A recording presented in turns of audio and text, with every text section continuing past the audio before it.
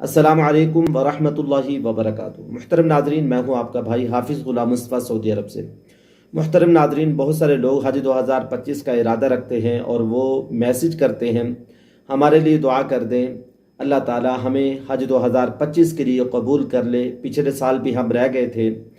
हम सब मुसलमान बहन भाइयों के लिए दुआ करते हैं जो लोग हज का इरादा रखते हैं, बेचारों के पास पैसा टका नहीं है, अल्लाह उनकी गैबी मदद करे। मुहतरम नाज़रीन, तलबिया की कसरत करते रहें, तहज्जुद का एहतिमाम करें, तहज्जुद के अंदर ख़ास तौर पर रो कर दुआ मांगे। इंशाअल्लाह अल्लाह आप लोगों को ज़रूर बैतुल्लाह का दीदार कराएगा। इंशाअल्लाह आप लोग ज़रूर हज पे आएंगे।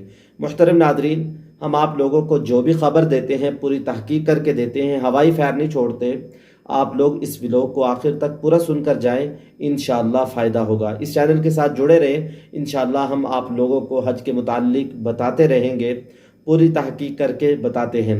और इस व्लॉग के अंदर पहली चीज़ हम आप लोगों को बताने वाले हैं, इस साल 2025 के अंदर हज कमेटी को कितना कोटा मिला 2023 और 24 की बनिस्बत। पहली चीज़ ये बताएंगे। दूसरी चीज़, कितने फार्म अब तक आए हैं हज कमेटी के पास, ये बताने वाले हैं। तीसरी चीज़, आप लोगों के जो डॉक्यूमेंट्स हैं वो आप लोगों ने कहाँ जमा कराने हैं, किसको देने हैं, इस बात को आप लोग गौर से सुन लें, समझ लें। और चौथी चीज़, हाफिज़ कुतुबुद्दीन ने जो डेट के बारे में बताया, क्या डेट अब बढ़ेगी या नहीं बढ़ेगी, उन्होंने हज कमेटी को क्या दरख्वास्त की थी, आप लोगों को ये बताएंगे।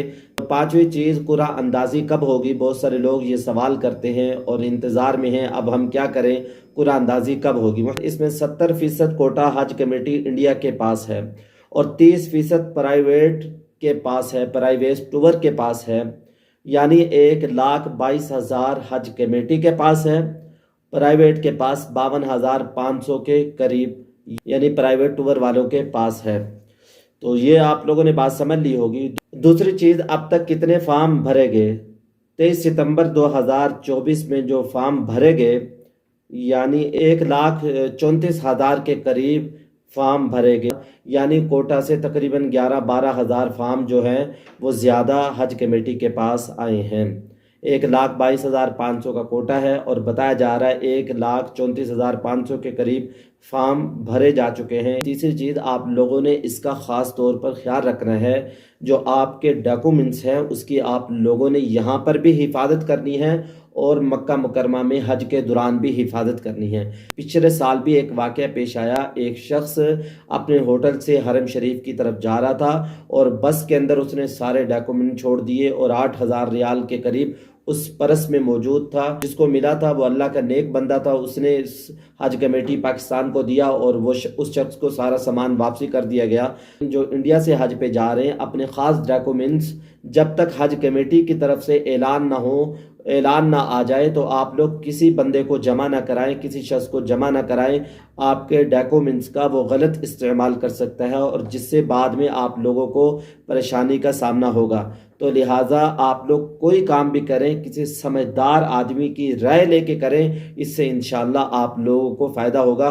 कोई काम भी करें, एक दफ़ा किसी आदमी से मशवरा कर लें, मैं ये करने जा रहा हूँ, मुझे किसी आदमी ने ये कहा, मैं ये करना चाह रहा हूँ, हज कमेटी क्या कहती है। आप लोग हज कमेटी के साथ जुड़े रहें, वो जैसे कहे वैसे करेंगे, इंशाल्लाह आप लोगों को नुकसान नहीं होगा। इसके अलावा हाफिज़ कुतुबुद्दीन ने अपने कुतुबुद्दीन ऑफिशियल चैनल से ये बताया कि हमने हज कमेटी से 10 दिन मांगे थे, लेकिन हज कमेटी ने 8 दिन, एक हफ्ता बढ़ा दिया।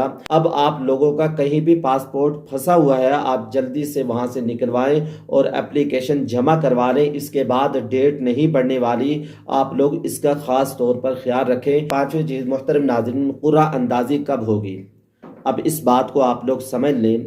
जो लोग 30 सितंबर को फार्म जमा करवाएंगे, बाद लोग जल्दी करेंगे, किसी ने गलत फार्म जमा करवा दिया होगा, पासपोर्ट की तारीख नहीं देखी होगी कब एक्सपायर हो रहा है, तो हज कमेटी क्या करेगी, एक हफ्ता वो आप लोगों के जो डॉक्यूमेंट्स हैं उसको देखेगी اس کو کھولے گی، اس کو دیکھے گی، اس کو کھولے گی۔